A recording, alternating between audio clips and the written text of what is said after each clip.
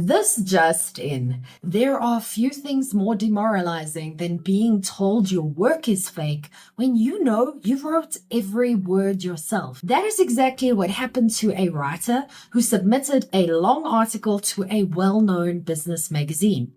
The piece was over 1,400 words. It passed Copyscape with no issues, yet the editor accused her of plagiarism and unethical behavior, referencing a completely unrelated article made up of short photo captions. When the writer pushed back with proof, communication stopped. The managing editor later replied that they believed the article must have appeared somewhere, even though there was no evidence that it had. Whether it was AI generated or not, they said, was unclear. This story was shared in Writers Weekly, alongside expert commentary from University of Tennessee English professor and professional editor Clayton Jones. While it sounds extreme, it highlights a growing problem that affects small business owners more than they might realize. Here's why small business owners should care. If you rely on your content to grow your business, this matters. Maybe you write blog posts to build SEO. Maybe you submit guest articles to industry sites. Maybe you publish thought leadership to show credibility and expertise. In all of those cases, your work can now be judged by a machine before a human ever reads it. And if that machine decides your writing looks too AI-like, your content may never get published, even when it's completely legitimate. It's created a curious case of where honest writing gets flagged. AI detectors do not understand effort, intent, or originality. They look for patterns. If your writing is clear, structured, and consistent, that can work against you. If you explain things in a similar way across blog posts or repeat key ideas for clarity, detectors may decide your content looks automated. Even worse, if you have ever used AI tools to help rewrite or improve your own content, parts of your work may now exist inside those systems. When you later write on the same topic, the detector may think you copied something that originally came from you. That is how writers end up accused of plagiarizing themselves. Here's the SEO question everyone is asking. Let's put one big fear to rest. AI detector scores are not a Google ranking factor. Google has said this repeatedly. They do not rank content based on whether an AI detector thinks it was written by a machine. They care about whether content is helpful, original, and useful to real people. So if your blog post gets flagged by a third-party AI detection tool, that alone will not hurt your rankings. That said, the situation still feels awful.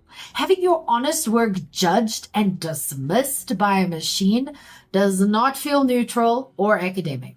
It feels personal. It feels like being accused of cheating when you did the work properly.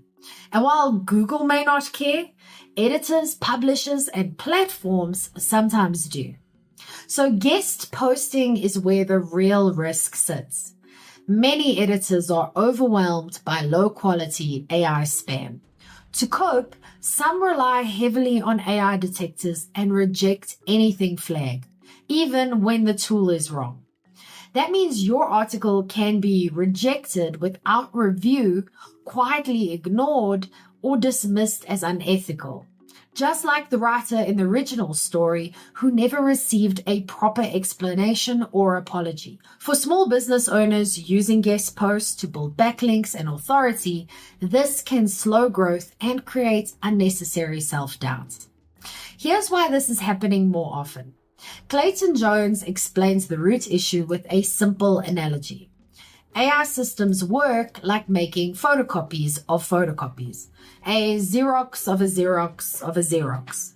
Each time information is duplicated and reused, quality drops and originality blurs. AI tools scrape the internet, remix content, and publish new versions. Then they scrape those versions again. When writers upload their own content to these systems to improve it, they are feeding their words into the loop. Over time, the system no longer knows who said what first. Now imagine being the original author. You publish a blog post, then 6 months later, AI tools have taken your ideas and phrased them 5,000 different ways. Then you write another post on the same topic. AI detectors scan your new post and say, "You sound suspiciously like someone else," except that someone else was you. That confusion is now being used against real writers. So here's what you can do to protect yourself. Before panicking or changing how you write, take a breath. This is not a moment for scorched earth decisions or deleting half your website. A few practical habits will protect your work without turning content creation into a stress sport. Number 1, keep your drafts. Save original versions with the dates. This is your proof if questions arise. Number 2, be selective with AI tools. Using AI for brainstorming or outlining is different from pasting in finished content. Think carefully before uploading original writing. Number 3, vary your language slightly. Clarity is good, but repetition across posts can trigger pattern detection, and small variations help. Number 4, do not panic about rankings. A detector score is not an SEO penalty. It is an annoyance, but not a verdict. And number 5, choose where you publish. If a platform relies entirely on AI detectors and refuses human review, it might not be worth your energy. Clear human writing still wins. Good marketing sounds human because it is human. It is clear, it repeats ideas so people understand them, it uses structure to reduce confusion. Those are strengths, not flaws. If machines occasionally mistake that for automation, it says more about the tools than about your work. And if you want help creating a clear, consistent message that still sounds like you, start with my 5-minute marketing fix.